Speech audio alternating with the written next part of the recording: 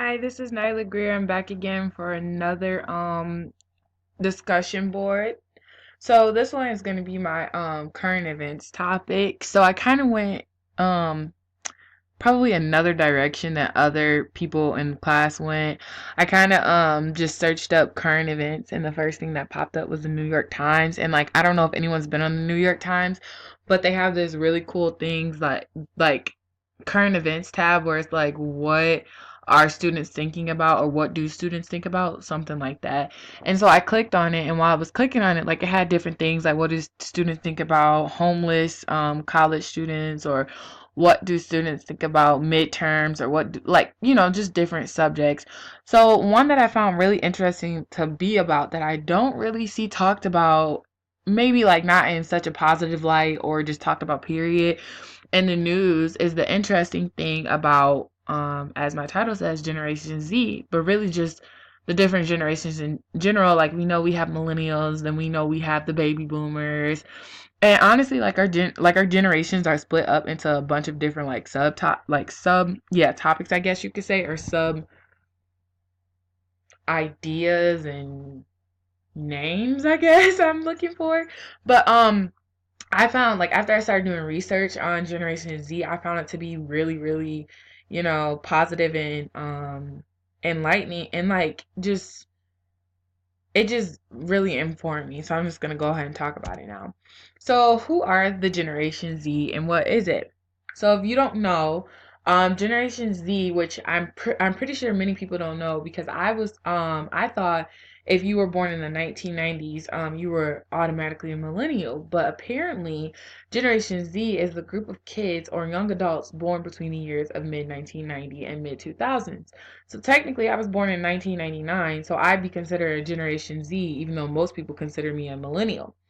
But other names that Generation Z is usually called as Gen Z, so that's just literally short for Generation Z, or the I generation, which I thought the I generation kind of was like iPods and iPhones and Apple and iPads and stuff. That's why they just thought they were clever and stick the I and stuck an I in front of generation.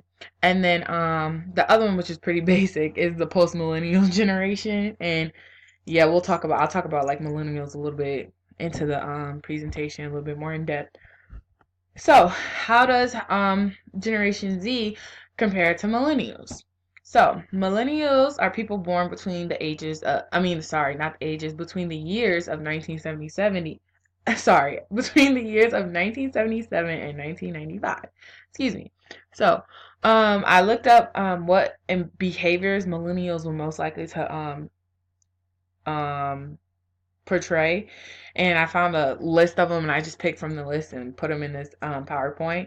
So basically, they're more likely to indulge in impulsive behavior, so buying things impulsively, or getting into relationships impulsively, or anything else. They have a higher value for time management, so they can appreciate time management. They're more likely to use desktop computers.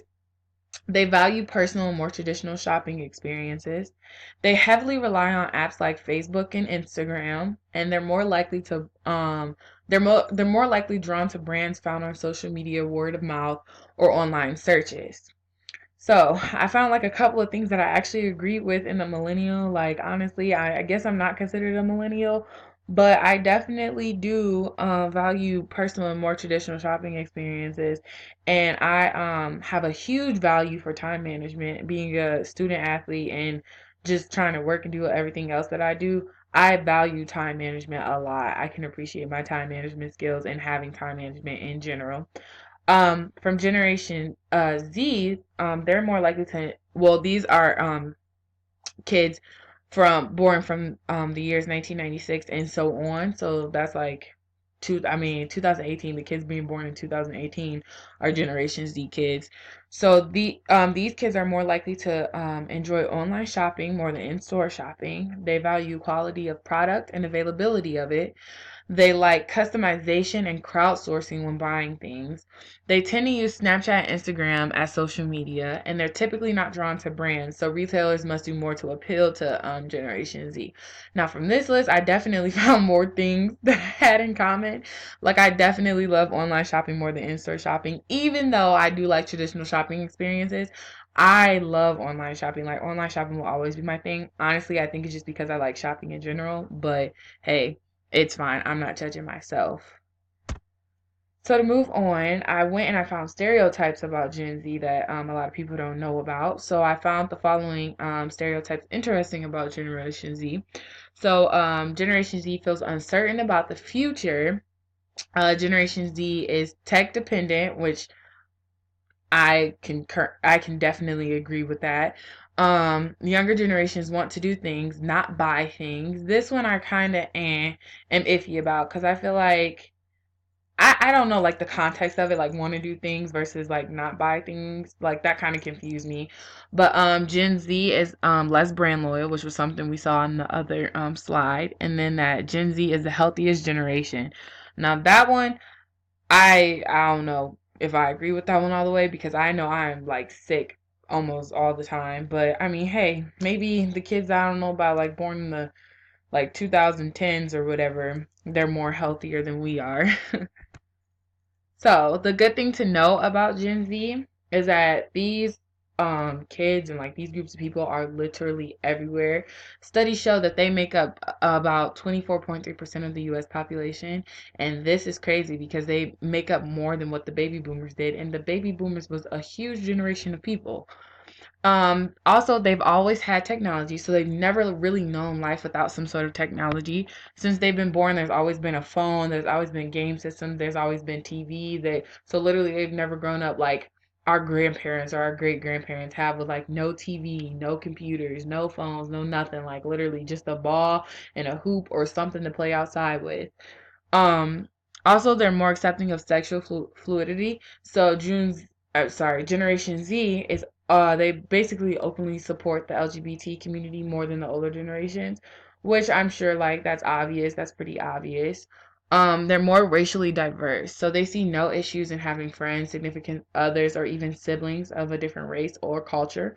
So I mean, of course, like siblings will be like adopted siblings or like merged family siblings, while significant others be like a relationship partner or having friends just like in school. They don't really see racism. I mean, of course there's some people who still do, and that's still a thing, but usually these Gen Z kids are more acquainted with other people and like reaching out and branching out to things other than what's just familiar to them.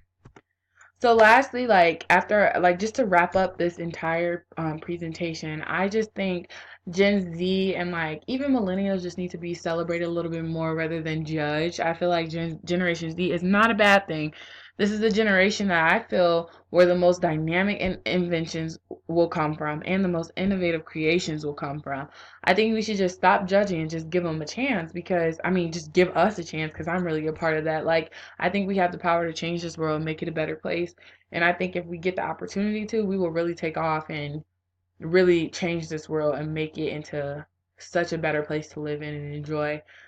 And yep, that's how I feel about Generation Z. Hope you enjoy.